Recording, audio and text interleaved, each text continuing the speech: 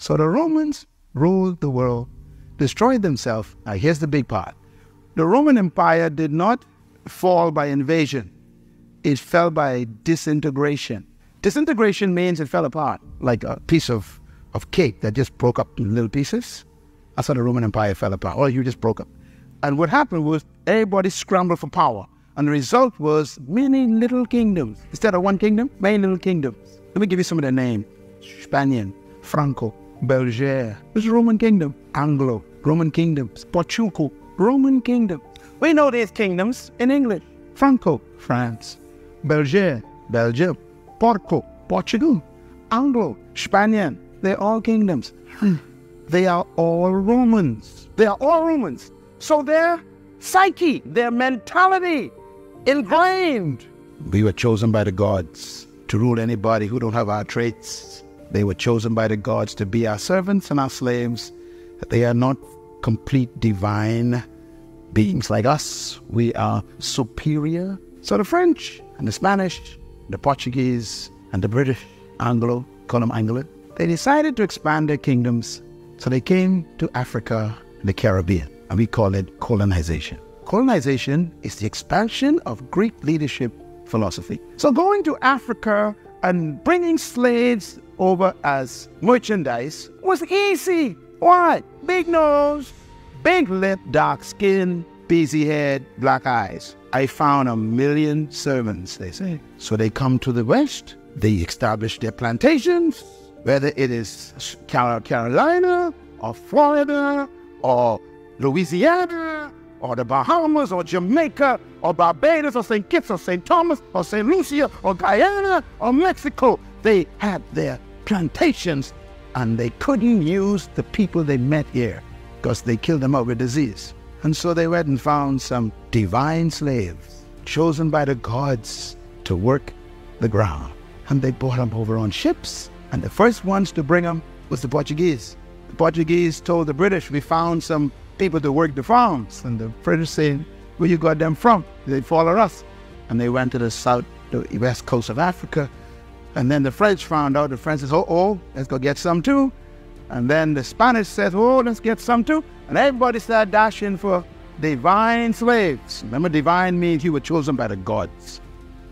It's not racism. It's leadership philosophy. That is in the psyche of the system. Oh, I am here.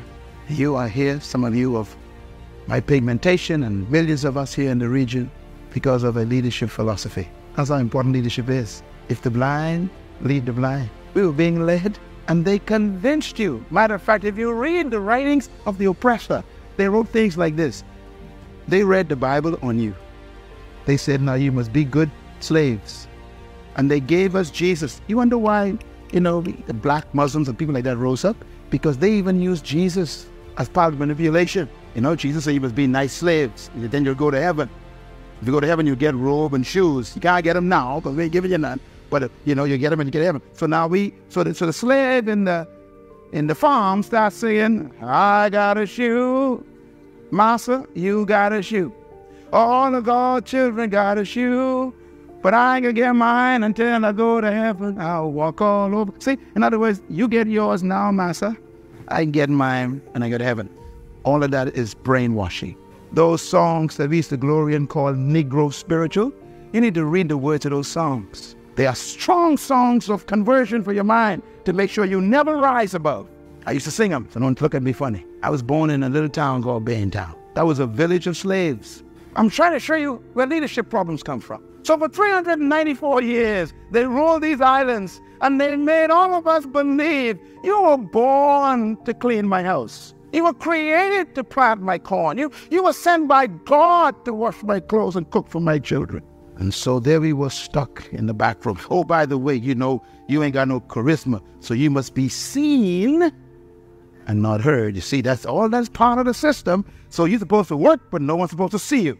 And so the little slave walk around the house cooking, and and they're supposed to be around when master got friends. See, the whole thing, that's why some of y'all are timid. You are so timid today, and you think you're cool. Timidity was taught. That is why when a man of my pigmentation speaks up, it makes them nervous, because you ain't behaving.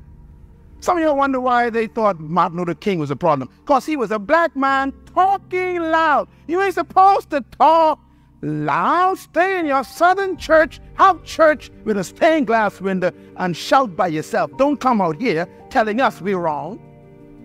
That was the problem. It was a leadership problem. To tell Miss Rosa Parks that she's in the wrong seat was very natural for them. You don't understand. You say, there's no prejudice.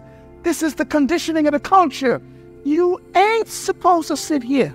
Yeah, but I'm a human. You ain't no complete human. See? The gods told us where you're supposed to sit. In the back, they say. Divine assignment. I'm saying this for a reason. That is still here in the Bahamas. No matter how much school you go to, no matter how many degrees you get, no matter how much you think you know, when you come back, they tell you, you're just a smart slave.